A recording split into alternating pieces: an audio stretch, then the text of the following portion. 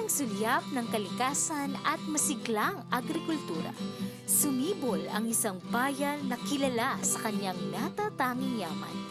Ang bayan ng Giginto, Bulacan, ang tinaguriang sentro ng halamanan. Noong taong 1998, sa ilalim ng pananaw at pagmamahal sa lokal na sining ni Ginang Priscilla A. Cruz at kagalang-galang Ambrosio Boy Cruz Jr., isang pangarap ang naging katotohanan kasabay ng paglulunsad ng Halamanan Festival. Isang awit ang isinulat ng may akdang si Juanita C. Santos na nilapatan ng mapang-akit at orihinal na musika ni Agnes Aduna. Ito ang Bulaklak ng Giginto, isang tula ng pagpupugay na ginawang himig. Sa makasaysayang paglulunsad na ito, ang tradisyon ay binigyang buhay at unang isiniyaw ng mga gurong nagmula sa Felizardo C. Lipana National High School sa pangunguna ni Mayora Priscilla Cruz at Ginang Noemi Martin. Ang kanilang mga hakbang ang nagbukas ng pinto para sa isang sining na tatatak sa kasaysayan. Bulaklak na sakdal ganda sa dinang panaginpan, pinasambyo at pinatimyas ng hamog ng kalikasan. Ang sayaw ay hindi lamang naging simpleng pagtatanghal. Ito ay naging simbolo ng pasasalamat para sa masaganang ani at sulo ng pagkakaisa at pag-asa ng buong komunidad. Noong 2019, ang tradisyon ay mas pinag-alab pa.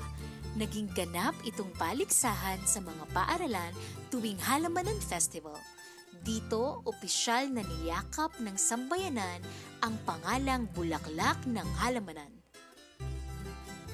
Upang selyuhan ang proteksyon at pagpapatuloy ng kulturang ito, formal na itinala bilang opisyal na pamana ng bayan ang Bulaklak ng Halamanan sa bisa ng Resolution No. 193 noong taong 2022 at mas pinagtibay ng Resolution No. 457 noong taong 2023.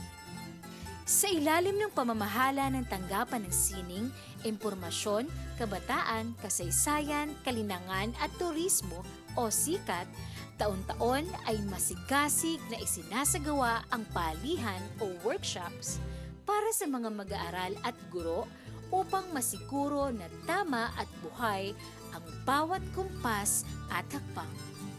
Sa masusing pananaliksik ni Rodel Mayor Fronda at pagsasaayos si Dr. Larry A. Gabaw, ang bawat galaw ay naging mas pulido, makasaysayan at angkop sa pambansang entablado. Ang lokal na garbo ay naging pambansang pamana. Noong taong 2024, opisyal na naitala ang Bulaklak ng Halamanan sa prestihiyosong libro ng mga sayaw ng PFDS at itinampok sa 42nd Philippine Folk Dance Workshop. Mula sa isang pampublikong paaralan at simpleng hardin sa Bulacan, ang Bulaklak ng Halamanan ay sumasayaw na ngayon sa puso ng buong Pilipinas. Isang patunay na ang kultura, kapag inalagaan ng isang dedikadong pamahalaan, ay mamumukadkad at magiging walang kamatayang pamana. Ipinagmamalaki ng bayan ng Giginto ang Bulaklak ng Halamanan.